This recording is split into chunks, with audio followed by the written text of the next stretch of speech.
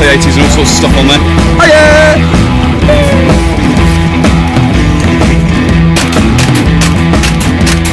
Full.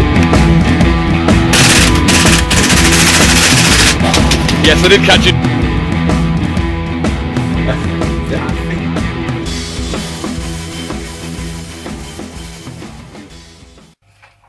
Something's not right.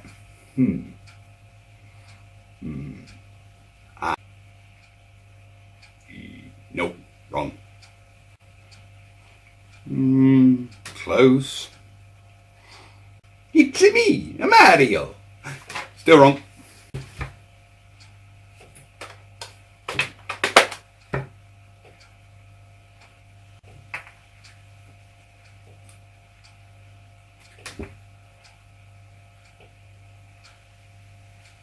That's better. Right.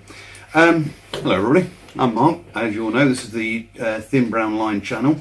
Today it's just going to be a little quick video, as all it's going to be is a little instruction and a talk through what's been done to my L85 recently, and I'm going to be chucking either a full new hop unit and rubber in, or just a full new rubber in.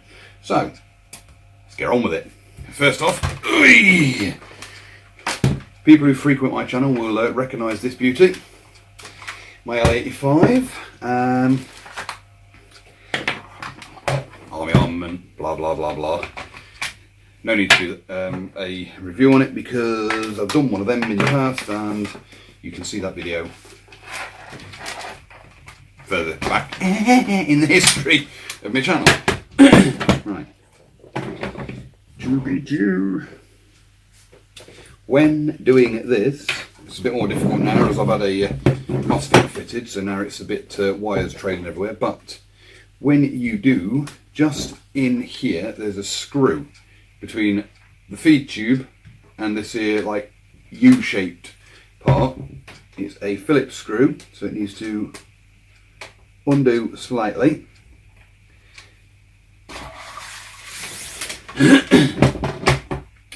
And pull out the hop unit. That's the simple bit. Next is, I want a dinky little flat blade screwdriver. Stilly, honest. Oops, when I put my screwdrivers away, they're around the right way. There is a little horseshoe shaped plastic retainer for the barrel and hop unit. Holds them both together. Ship it like so. It just clips onto that bit there. Fits just in there and holds the barrel in place. Now, that hot rubber actually doesn't look that bad, but I'm going to change it anyway because I put a better one. And I've just realised that I've got no tissue or anything here. So I'm just going to use a tea towel because there's a fair bit of oil on this. Right, there's a little brass ring which helps to create a decent seal. Yeah, just a little ring, along with a nice nice rubber O-ring, which also goes around the barrel to help create a better seal. Clean some of that gump off there. You're a bit gunky. Right, over here I have a selection of hot rubbers, and I'm going to put the nice one on. And I'll be honest with you, I can't remember for the life of me what hot rubber this is. A mate of mine sent it me. Well, I bought it off him along with a load of spare parts. You know who you are, Mr. Walker. Oh bugger. Put that on. That's the old one. Shift that out of the way. Look at that. That's, yeah, I'd say that's knackered, to be honest with you. I actually don't know when the hot rubber in this was last changed. Let's put it this way, I've not changed it since I've had it. And I've had it 2.5 years. So yeah. And the previous owner hadn't used it for about 2 years. So it's probably not had a hot rubber changed in about 4 or 5 years. Not good. You're supposed to change them more often than that. Is that actually on? Right. That's on there. Right. So now that is on properly, you should be able to see a couple of stand-up notches. I will have some close-up pictures of these, but there's a notch there and a notch there. That's where the hot chamber and that little horseshoe part, again, there'll be a close-up of that, sit properly. Now when you're putting it back together, on the bottom of the barrel, or on the barrel, there's a slot cut out, just here. That has to go this side, which is the bottom of the hop unit, when you slide it in, as the cutout, when you can get the bloody thing back on, there we go. The cutout is where the arm is. So I'll sit back down so you can actually see what I'm doing. Then it's just a case of plopping the horseshoe bit back in place, without dropping it, preferably. There we go. And making sure it is all nice sat and seated right. Now, putting the hop chamber back in is fairly simple. It's just the reverse of what I did. So if you want to spool on, I'm just gonna put it back in quickly. One. Don't forget to do that screw back up, obviously. And it's just a case of putting it back together again. I will show you very shortly the MOSFET.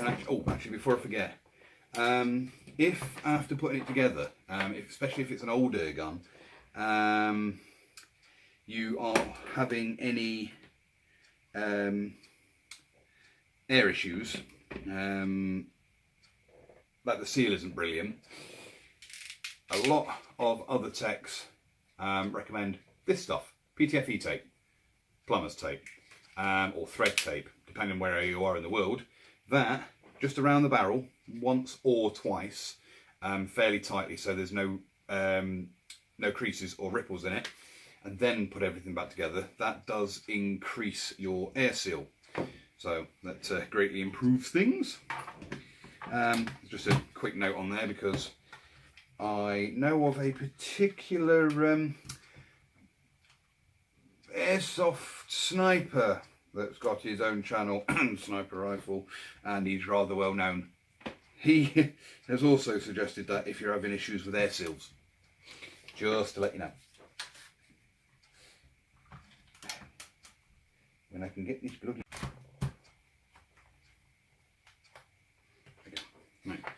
And pop the thing back up. For a full disassembly, reassembly of the L85, look back a month and a half, 2 months, and I've got a full assembly, disassembly, reassembly of the original 2007 Army Armament L85A1. So that's why I've not shown it in this video. Now that's all back together. What I will show you momentarily, bear with me. What I will show you now is the reason why I got a MOSFET. Other than having months and months and months and months of Mr. Walker trying to talk me into having a MOSFET in my L85, saying it'll be a good move, it'll be a good move, and me keep telling him to go forth. I finally listened, and so far I'm pretty impressed with the results. Now, any of you with an L85 will know that they are prone to a semi-auto lockup. Now, part of the reason for having the MOSFET put in is to mostly, it doesn't 100%, but mostly eradicate that issue. So, first off, I've put my battery on it. Where are we?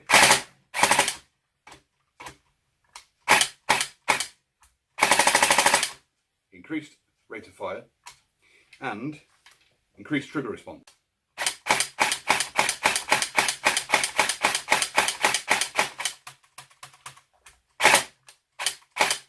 So it's still, every now and again, does lock up, but you flip it to full and it's fine. Yes, so there was 3 reasons. Was to mostly eradicate the semi-auto lockup, which, as you've just seen, it doesn't fully do, but it does.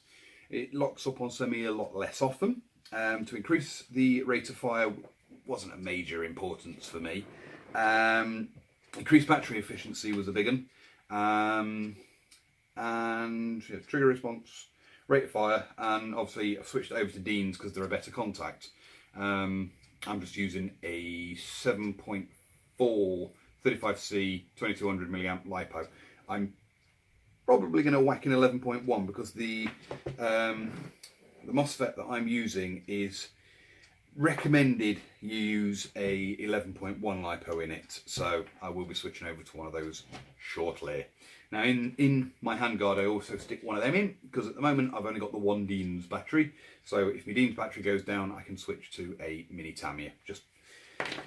Just to save me mucking about and having to try and charge it over lunch or whatnot if we're at site, especially if it turns out that the site that we're at, highly unlikely because we play mostly at one particular site, but if we get to a site that hasn't got power outlets, then I would be pretty buggered.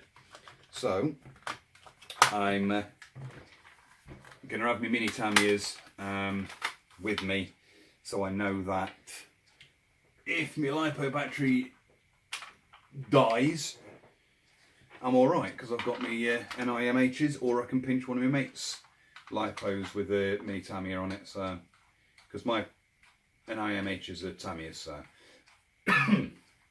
but like I said, I will be upgrading to those fairly soon. One thing I did notice my mate do is he's changed how my bolt locks back. It used to lock back automatically. Now I actually have to flick the bolt release down to actually hold it in place, but such is life. On the L85 bits and bobs, oh yes, I will. Now I'll stick some pictures up. I was going to show you this a bit closer up, which is the hop unit for the L85, but what I'll do is I'll intermingle some pictures when I'm actually showing you the damn thing, so that'll be easier. I will have done. You'll have seen them. But anyway, moving on swiftly, very swiftly. Coming up in the next few weeks, if those of you that watch the 1944 Bren video may well want to stick around. It won't be next week's, quite possibly the week after or the week after that's video. There'll be something else from that sort of era being shown. A couple more things along the lines of that as well over the next coming weeks and months. I've got a couple of other little tutorial videos on one main other gun. A couple of show and tells coming up, and then I've got something a little bit different for my airsoft guns and whatnot. As some of you may have seen if you follow me Instagram, I've gotten a little bit obsessed with filming equipment. So I'll be doing a couple of reviews on some of the more budget end filming equipment, the sort of stuff you don't mind getting shot particularly, because it ain't that expensive to replace. But I'll be doing some of those, so keep an eye out for that. But for now,